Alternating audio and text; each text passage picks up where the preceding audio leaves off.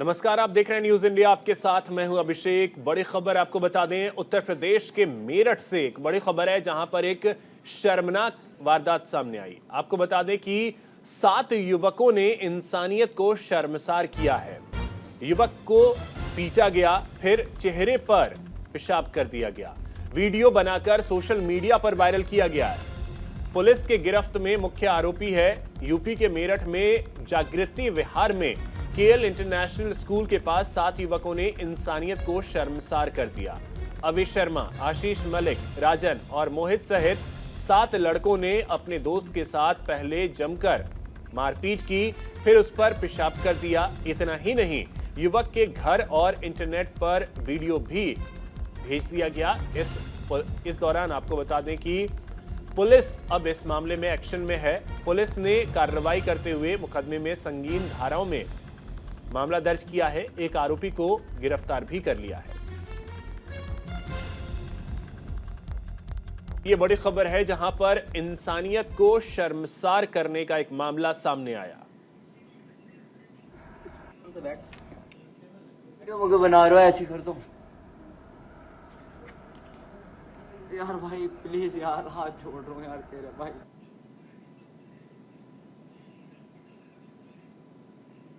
मलिक, हाथ जोड़ रहा हूँ मोहित भाई, क्या हो नहीं रहा भाई, है? ये हो रहा है।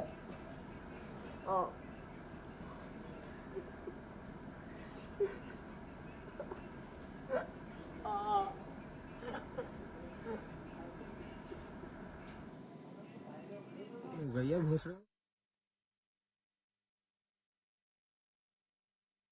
13 नवंबर 2023 को थाना मेडिकल क्षेत्र अंतर्गत मोहल्ला जागृत विहार में एक युवक के साथ कुछ व्यक्तियों द्वारा मारपीट की गई थी और मारपीट के दौरान ही उक्त युवक पर यूरिन पास भी किया गया था। इस घटना के संबंध में पीड़ित युवक के पिता की तहरीर पर थाना मेडिकल पर समुचित धाराओं में अभियोग पंजीकृत किया जा चुका है तथा मुख्य आरोपी को गिरफ्तार किया जा चुका है। अग्रिम विवेचनात्मक कार्रवाई थाना मेडिकल पुलिस के द्वारा संपादित की जा रही है।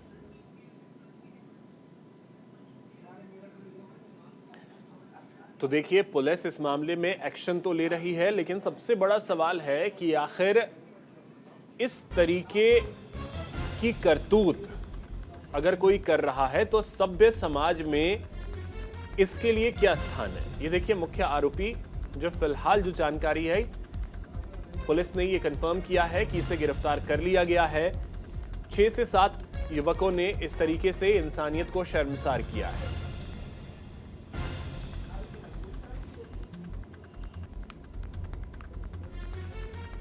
और ऐसे में सबसे बड़ा सवाल भी यही है कि आखिर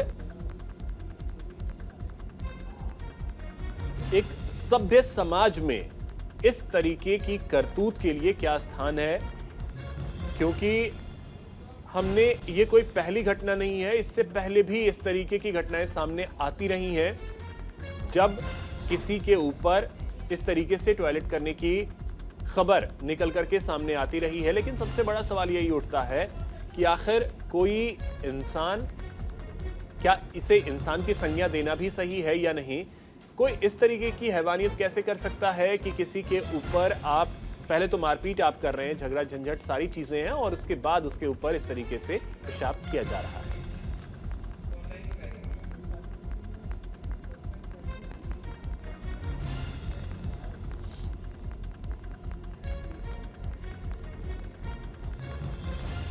हालांकि पुलिस अब इस मामले में एक्शन में जरूर दिख रही है और पुलिस ने कार्रवाई करते हुए गिरफ्तारियां भी की हैं। मुख्य आरोपी को गिरफ्तार कर लिया गया है और कई संगीन धाराओं में मामला जो है वो दर्ज किया गया है।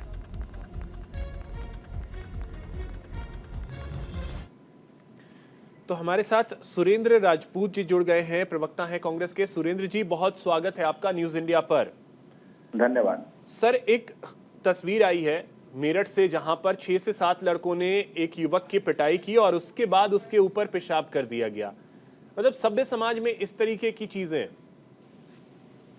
देखिए, ये शासन और प्रशासन का निकम्मापन है, नाकारापन है। कहीं न कहीं लोगों को कानून का भय खत्म हो गया। अपराधियों को जिस तरीके से अपराधी इस तरीके का पाशविक कृत्य कर रहे हैं, चाहे उत्तर प्रदेश में करें चाहे मध्य प्रदेश में करें, ये अपने आप में शासन और प्रशासन की व्यवस्था की फेलियरिटी है। भारतीय जनता पार्टी को जवाब देना होगा कि एक तरफ तो कहते हैं बुलडोजर चढ़ा देते हैं, कानून हमारा अच्छा है, और दूसरी तरफ अपराधी इस तरीके का पैशाचिक कृत्य कर रहे हैं उन्हीं के सामने।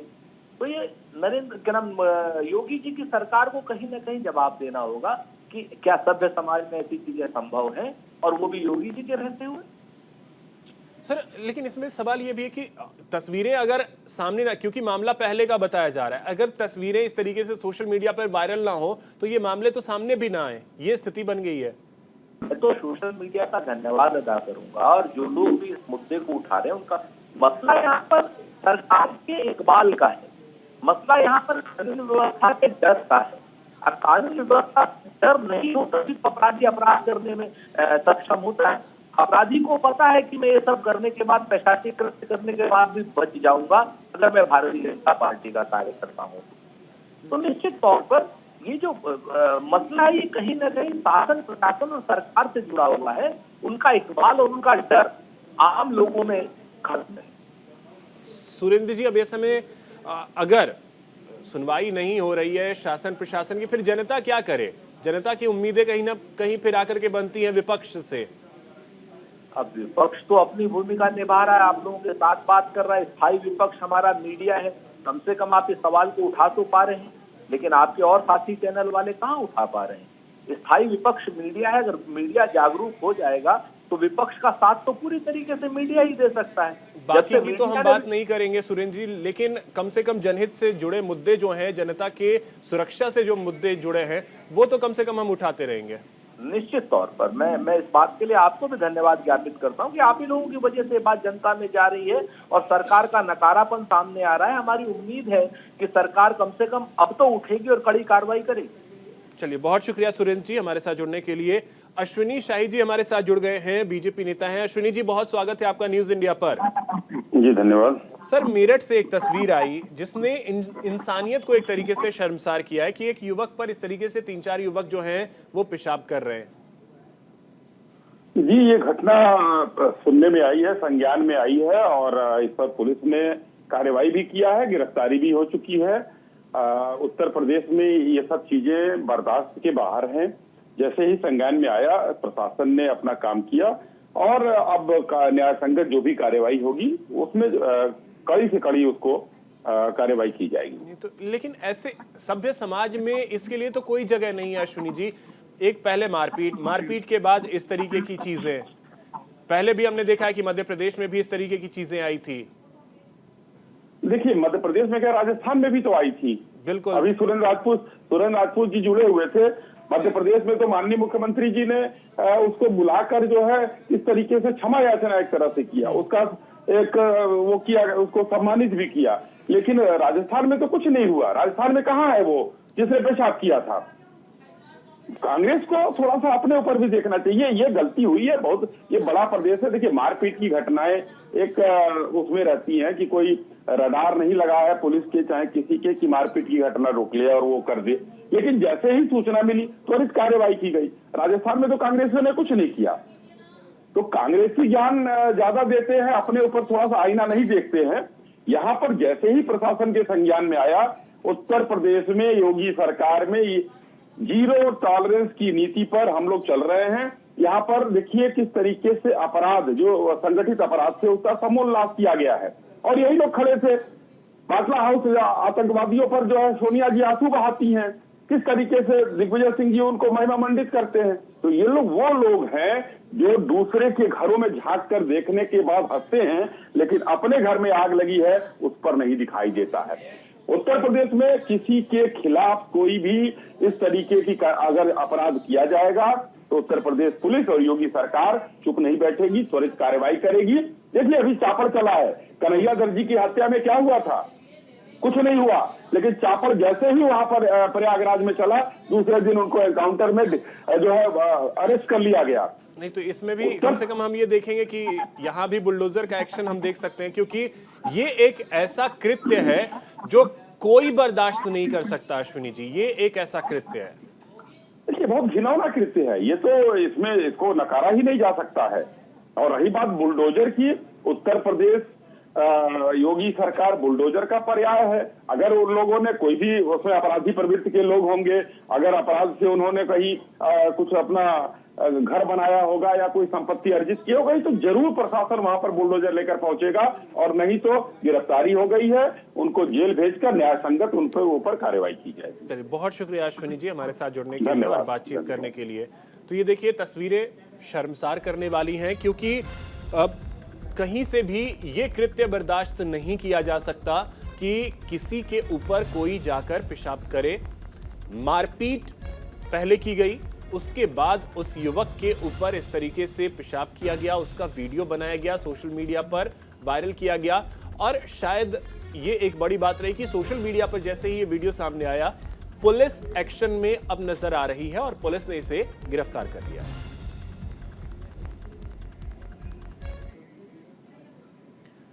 अब बात करते हैं दिल्ली की, जहां आज गोलियों की आवाज से राजधानी एक तरीके से थर्राती नजर आई। दिल्ली के मयूर विहार से खबर है, जहां एनकाउंटर की खबर सामने आई और एनकाउंटर के बाद 2 शूटर को गिरफ्तार कर लिया गया।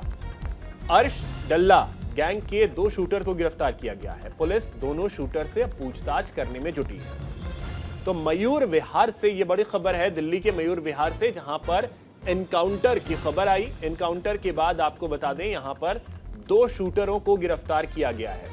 ये दोनों अर्श डल्ला गैंग के बताए जा रहे हैं। अब दोनों से पूछताछ की जा रही है।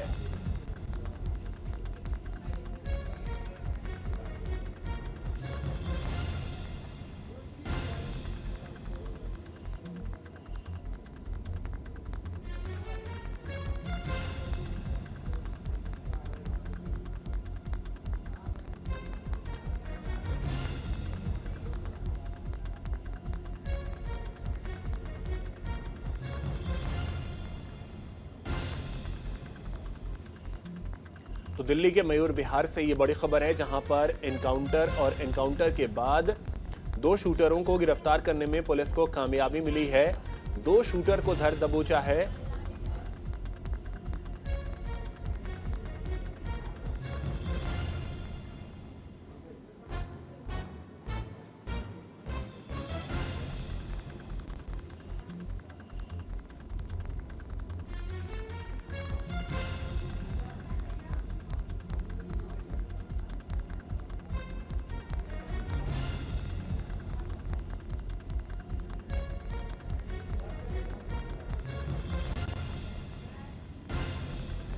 अधिक जानकारी के साथ सहयोगी अली हमारे साथ जुड़ गए। अली, क्या जानकारी? मयूर विहार में एनकाउंटर और 2 शूटर गिरफ्तार किए गए। देखिए, बिल्कुल अभिषेक, केंद्रीय जांच एजेंसी एनआईए की जो टॉप 10 लिस्ट है, उसमें से एक गैंगस्टर है अर्शदीप डाला। ये उसी के 2 गुर्गे थे जो किसी पंजाबी सिंगर को निशाना बनाने के लिए आए हुए थे। और पुलिस को जब जानकारी मिली, दिल्ली पुलिस को, उसके बाद पुलिस ने इनसे बात करने की और इनसे रोकने का प्रयास किया, जिसके बाद इन्होंने पुलिस पार्टी पे फायरिंग कर दी। जवाबी फायरिंग में एक शूटर घायल हुआ है, दूसरे को भी गिरफ्तार कर लिया गया। दोनों से पूछताछ जारी है कि आखिरकार कौन ऐसा पंजाबी सिंगर है जिसे मारने की इन्होंने सुपारी ली थी। अभिषेक, पूछताछ में कुछ और चीजें निकल करके आई है अली? अभी तक की पूछताछ के मुताबिक पंजाबी सिंगर को मारने का कॉन्ट्रैक्ट इन लोगों ने लिया था, जो खालिस्तानी गैंगस्टर है अर्शदीप डाला, उसने इस पूरे कॉन्ट्रैक्ट को लिया था। और दिल्ली में काफी सारे पंजाबी सिंगर आए हुए हैं, तो किसको मारने के लिए निशाना बनाया गया था, फिलहाल अभी पुलिस ने ये गोपनीय रखा है। पूछताछ जारी है। बताया जा रहा है कि पूछताछ के बाद कई सारे बड़े खुलासे हो सकते हैं। अभिषेक, चलिए, बहुत शुक्रिया अली आपका तमाम जानकारी के लिए।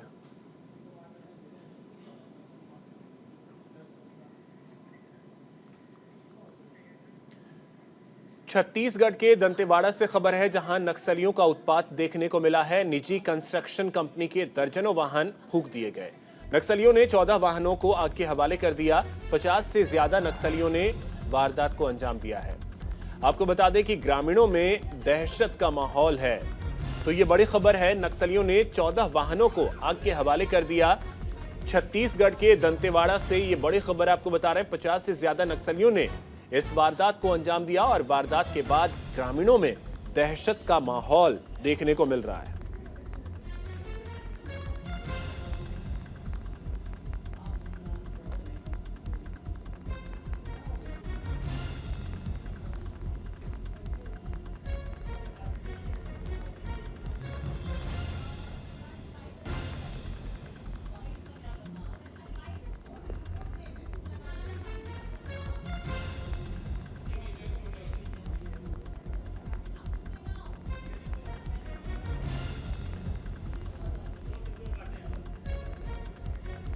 छत्तीसगढ़ के दंतेवाड़ा से एक बड़ी खबर आपको बता रहे हैं, जहां पर नक्सलियों ने एक बड़ी वारदात को अंजाम दिया है। करीब 50 से ज्यादा नक्सली थे जिन्होंने इस वारदात को अंजाम दिया है और एक कंस्ट्रक्शन कंपनी के करीब 14 वाहनों में आग लगा दी गई। 14 वाहनों को आग के हवाले कर दिया गया और आपको बता दें कि नक्सलियों के इस वारदात के बाद पूरे इलाके में दहशत का माहौल है।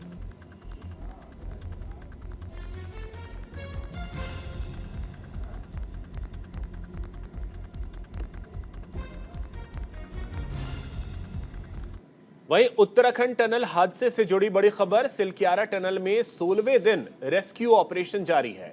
टनल के ऊपर वर्टिकल ड्रिलिंग की जा रही है। 16 घंटे में 19 मीटर ड्रिलिंग की गई है। पाइप से निकाले गए हैं ऑगर मशीन के ब्लेड। टनल में आज से मैनुअल खुदाई शुरू होगी। तो आपको बता दें कि रेस्क्यू ऑपरेशन तो लगातार जारी है, लेकिन फिलहाल इसमें कामयाबी पूरी तरीके से नहीं मिल पाई है। और आपको बता दें कि सिलक्यारा टनल हादसे में इस समय जो बड़ा अपडेट है वो ये है कि आज मैनुअल ड्रिलिंग शुरू होगी। कल से वर्टिकल ड्रिलिंग की जा रही है और करीब 19 मीटर की ड्रिलिंग हो चुकी है।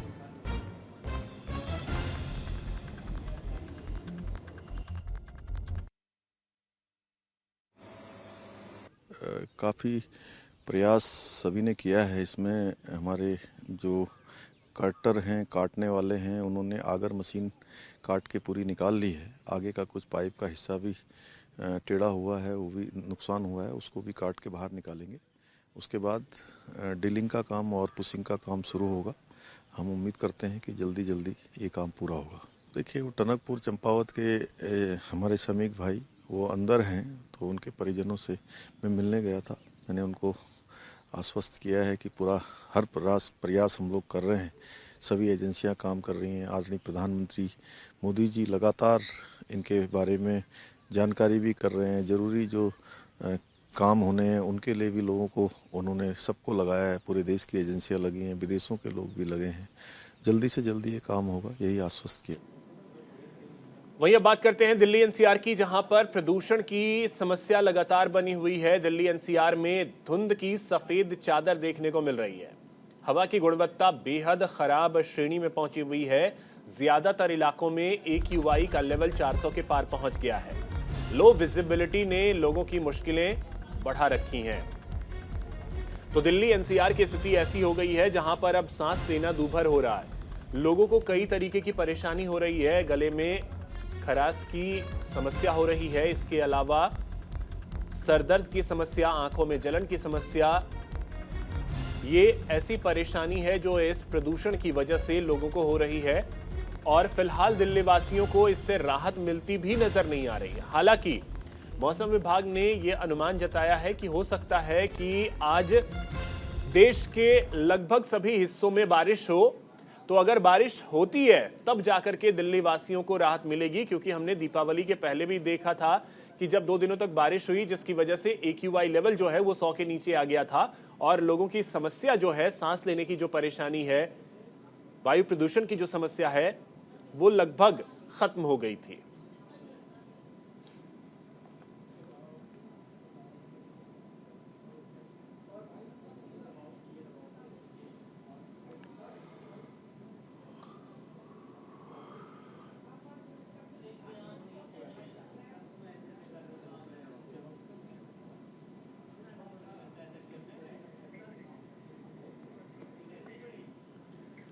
वहीं गुजरात से एक बड़ी खबर आपको बता दें। 9 जिलों में बेमौसम बरसात का कहर देखने को मिला है। मूसलाधार बारिश ने 14 लोगों की जान ली है। दरअसल आपको बता दें कि ये सभी आकाशीय बिजली की चपेट में आए। अमरेली, मेहसाणा, सूरत, अहमदाबाद में कहर देखने को मिला है। तो आपको बता दें कि गुजरात में बेमौसम बारिश हुई, जिसमें आकाशीय बिजली गिरने की वजह से करीब 14 लोगों की मौत हो गई है।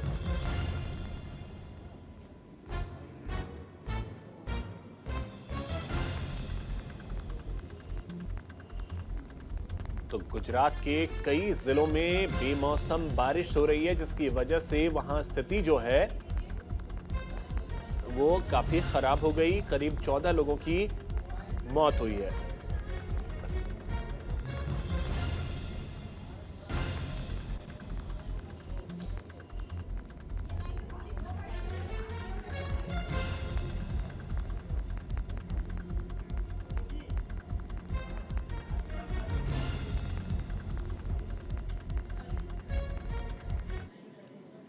कार्तिक महीने का आज आखिरी दिन है और आज ही कार्तिक पूर्णिमा है।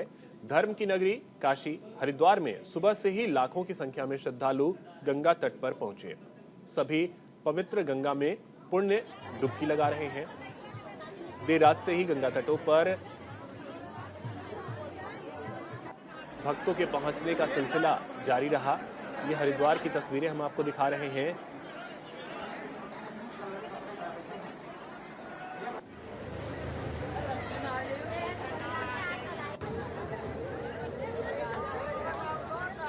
तो ये तस्वीरें हम आपको दिखा रहे हैं। तस्वीरों के जरिए आप देख सकते हैं कि आज कार्तिक पूर्णिमा है और आज गंगा स्नान का विशेष महत्व होता है। 4 तस्वीरों के जरिए आप देखिए, हरिद्वार में लाखों की तादाद में श्रद्धालु गंगा स्नान करने पहुंचे। वहीं वाराणसी की स्थिति आप देखें तो लाखों की तादाद में लोग गंगा स्नान कर रहे हैं। पटना में भी गंगा स्नान की ये तस्वीरें आप देखिए। हापुड़ में भी पवित्र स्नान के लिए लोग घाटों पर पहुंचे। फिलहाल इस बुलेटिन में इतना ही। नमस्कार।